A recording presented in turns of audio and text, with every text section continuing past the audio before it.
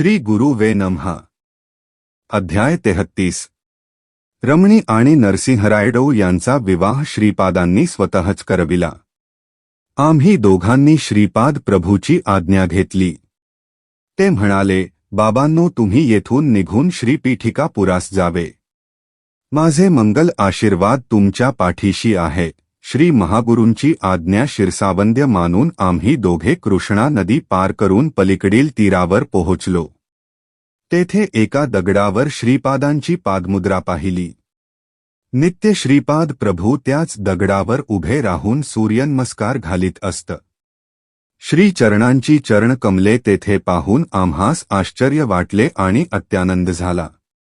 आम्ही पंचदेव पहाड या ग्रामास पोहोचलो. तेथे अल्पोपहार करून पुढच्या प्रवासास प्रारंभ केला. एका ज्वारीच्या शेतातील पायवाटेने चालत असताना त्या शेताच्या मालकाने आमचे स्वागत केले. खाण्यास मध, फळे आणि गोड ताक दिले. त्याचे नाव नरसिंहरायडो असे होते. त्याने स्वतःचे घर शेतामध्येच बांधले होते व तो तेथेच राहत असे. एक दिवस त्यांच्या घरी विश्रांती घेऊन त्यांचे आदरातिथ्य स्वीकारावे अशी इच्छा त्याने व्यक्त केली. आम्ही त्याच्या विनंतीस मान देऊन एक दिवस तेथे राहिलो. त्याने श्रीचरणांचे लीलावैभव सांगण्यास सुरुवात केली. बाबनो, माझे नाव नरसिंहरायडू आहे. मी लहानपणी अत्यंत दुर्बल आणि भित्रा होतो. माझे मातापिता मी लहान असतानाच दिवंगत झाले. मी माझ्या मामांच्या छत्रछायेत वाढलो. माझी मामी फारच तापट स्वभावाची होती. घरात भरपूर काम करावे लागे, शिवाय शेतातील कामे पण करावी लागत. माझ्या मामाची एक मुलगी होती. तिचे नाव रमणी असे होते. तिचे सौंदर्य पूर्ण गावातील आमच्या कुलस्थांच्या सगळ्या मुलीपेक्षा अपूर्व होते. ती सद्गुण संपन्न असून तिच्यात देवभक्ती होती. श्रीकृष्णाला ती आपले आराध्य दैवत मानित असे. माझी मामी मला शिळे अन्न खाण्यास देत असे.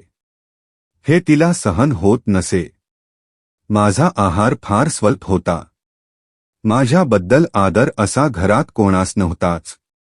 कामाचा मात्र पहाटच असे. चोरून रमणी मला ताजे अन्न आणि मधुर फळे आणून देत असे.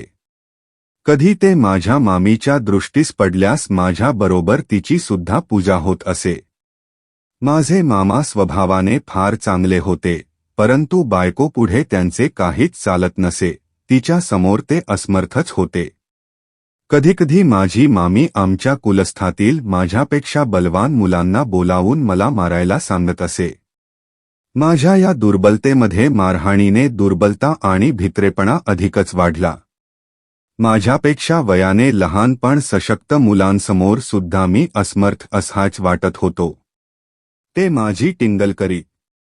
अशा प्रकारे कष्टमय जीवन मी जगत होतो. आमची रमणी सौंदर्यवान असल्याने गावातील आमच्याच कुलातील सगळ्या युवकांची तिच्याशी लग्न करण्याची इच्छा होती. परंतु तिला माझ्याशी लग्न करावयाचे होते.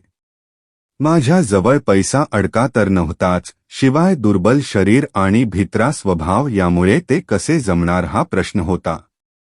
आमचे मामा धनवान, श्रीमंत होते. ते स्वभावाने चांगले होते, पण त्यांना पैशाची आशा फार होती. मामी दुष्ट होती, परंतु तिची स्तुती केली की ती फस्त असे. आमची रमणी कसेही करून मीच तिचा पती व्हावा अशी श्रीकृष्णाजवळ दररोज प्रार्थना करीत असे. एकदा आमच्या गावात एक ढोंगी साधू आला. तो कालीचा भक्त असून भूत, भविष्य आणि वर्तमानाचे त्याला ज्ञान आहे असा साया गावात प्रचार झाला. त्याच्या जवळ भूत भविष्य जाणण्याची विद्या होती. गावात त्याने सांगितलेले भविष्य 100% खरे झाले होते. आमच्या मामीवर त्याने माया केली आणि तिला घरात कालिना करावी असे सांगितले. सगळी तयारी करून घेतली. त्याने रमणीची पूजेतील कृष्णाची मूर्ती घराच्या बाहेर फेकून देण्यास सांगितले. त्या गोष्टीला मामीने होकार दिला. रमणी तळमळू लागली, विलाप करू लागली, परंतु सगळे काही व्यर्थ झाले. त्या ढोंगी साधूने पूजेस सुरुवात केली. अनेक कोंबड्यांचा बळी दिला. त्या कोंबड्यांच्या रक्ताने सारे देवघर बघवेनासे झाले. घरात माणसाची कवटी आणि स्मशान साधन सामुग्री सुद्धा ठेवण्यात आली. ती पूजा परिपूर्ण झाल्यावर या घरात एके ठिकाणी अपार धनलाभ होई. त्या संपत्तीने ह्या कुटुंबात ऐश्वर्यसंपन्नता नांदेल असे सांगून त्या ढोंगी साधूने सर्वांना विश्वासात घेतले. त्या साधूस वशीकरण विद्या अवगत होती. त्या विद्येच्या साह्याने आमच्या रमणीचे शील हरण करण्याचे त्याने योजिले. त्यासाठी तो चित्रविचित्र पद्धतीच्या पूजा घरात करत असे. त्यामुळे रमणीची प्रकृती क्षीण होत गेली. तिच्या वागणुकीत पण फरक पडला. अर्ध्या रात्रीच्या वेळी ती रक्तपान करू लागली. कोंबडे गया मारून तिला ते रक्त देण्यात येत होते. तिच्या अंगात कालिका मातेचा प्रवेश झालेला आहे. त्यामुळेच ती रक्त पिते. रक्ताशिवाय माता शांत होत नाही आणि अपार संपत्ती पण मिळणार नाही. तिच्या अंगातील कालिका माता निघाल्यास ही कन्या पूर्ववत होईल असे त्या साधूने सांगितले. घरात बिभत्सपणाला उत आला होता. अचानक घरातील स्वयंपाक केलेले भांडे विहिरीत पडत होते. अर्ध्या रात्री घरात माणसांचे सापळे दिसत तसेच चित्रविचित्र आकार दिसत आणि अक्राळ विक्राळ आवाज ऐकू येत. आमचे घर स्मशान भूमीसारखेच दिसत होते. त्या साधूला घरातून पिटाळण्याचे धैर्य आमच्या मामामध्ये नव्हते. हे कष्ट थोडे दिवस सहन केल्यास अपार संपत्ती मिळेत ह्या आशेने मामी दिवस काढीत होती. एकंदरीत गोंधळून जाण्यासारखी आणि चिंताजनक परिस्थिती होती. अचानक एके दिवशी रात्रीच्या वेळी तो साधू रमणी जवळ गेला. तिचे वशीकरण झालेलेच होते. ती सांगितल्यासारखे ऐकेल आणि आपली इच्छा पूर्ण करील या विचाराने तो साधू तिच्याकडे आला आणि तिच्या अगदी समीप गेला. रमणी जोरात ओरडली आणि जवळ असलेल्या एक वजनदार वस्तूने तिने त्या ढोंगी साधूच्या डोक्यावर प्रहार केला. ती असे वर्तन करेल असे तिला सुद्धा वाटले नव्हते.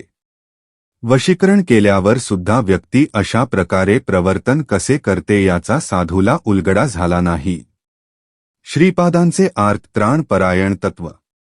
दुसरे दिवशी सकाळी एक गरीब ब्राह्मण याचक आमच्या दारासमोर भिक्षेस आला. आमच्या घरी भूतप्रेतांचे जास्त वास्तव्य आहे. हवे असले तर आपण त्यांना भिक्षारूपाने घ्या असे रमणी त्या ब्राह्मणाला म्हणाली. त्याला त्याने नकार दिला. त्या ब्राह्मणाचे मुखारविंद अत्यंत शांत आणि उज्ज्वल होते. आमचे मामा बाहेर आले आणि म्हणाले, आमच्या घरची परिस्थिती अत्यंत चिंताजनक आहे. त्या परिस्थितीच्या कारक दुष्टशक्तीचा आपण दान म्हणून स्वीकार करावा. तेवढ्यातच मामी पण बाहेर आली आणि म्हणाली, आमच्या घरात तुम्हाला देण्यास काही नाही. आमच्या घरचे दारिद्र्य आपण भिक्षा म्हणून स्वीकारावे. त्यावेळेस मी पण तेथेच होतो. मी म्हणालो, स्वामी, माझ्याकडे वंशपारंपारिक असलेले एक चांदीचे ताईत आहे. आपली संमती असेल तर तो ताईत मी अर्पण करतो. ते भिक्षा म्हणून स्वीकारावे. त्याचा त्याने स्वीकार केला. इतक्यातच ढोंगी साधू स्मशानातून माणसांचे कपाल घेऊन आला.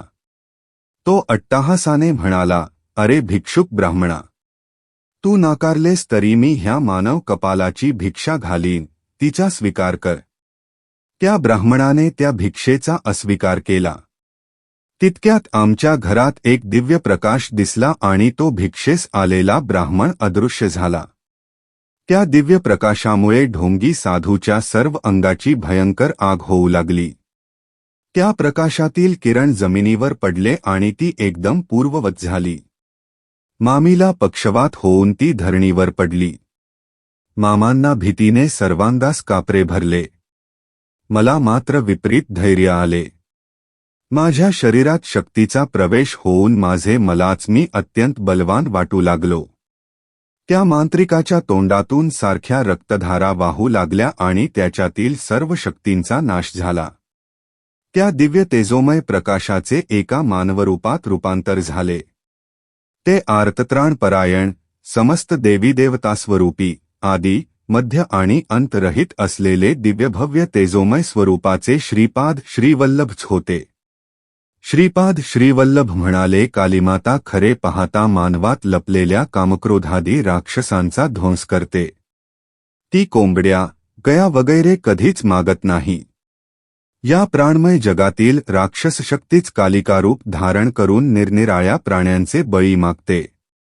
ख्या कालीमातेची शुभलक्षणे प्रेम, शांती, दया वगैरे असतात. या प्राणमय विश्वातील राक्षसी शक्ती, असुरी शक्ती, भूतप्रेतादी शक्ती आम्ही देवता आहोत असे सांगून क्षुद्र विद्येचे प्रदर्शन करतात. क्षुद्र मांत्रिक त्यांची उपासना करून या लोकांत भलतेच उपद्रव निर्माण करतात. या जगातील निरनिराळ्या प्रेतात्म्यांना देवता शरीर धारण करता येते हे लक्षात ठेवा, पण त्या देवतेची दैवीशक्ती मात्र त्यांना नसते. श्रीपाद प्रभू पुढे म्हणाले, धर्मरक्षणार्थ माझा जन्म होतो असे मी वचन दिलेले आहे. त्याला अनुसरून धर्मसंस्थापनार्थ श्रीपाद श्रीवल्लभांचा अवतार झाला आहे. हा अवतार दया, शांती, प्रेम, करुणा अशा अनंत शक्तींचे मिश्रण आहे. आमच्या घराची शुद्धी करून ढोंगी साधूला पिटाळून लावले. श्रीपादांच्या अनुग्रहाने मामी बरी झाली.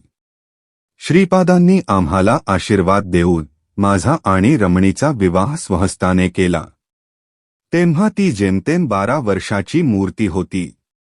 श्रीप्रभूचे वास्तव्य पीठिकापुरातच होते. माया रूपाने ते पंचदेव पहाड या ग्रामात सुद्धा राहत. त्यांनी आम्हास ह्या अक्षता दिल्या होत्या. शंकरभट्ट आणि धर्मगुप्त या नावांचे दोघेजण येतील, त्यांना थोड्या अक्षता द्याव्या असे त्यांनी सांगितले होते. आहा, किती लीलामय स्वरूप आहे श्रीवल्लभांचे. श्रीपाद श्रीवल्लभांचा जय जयकार असो.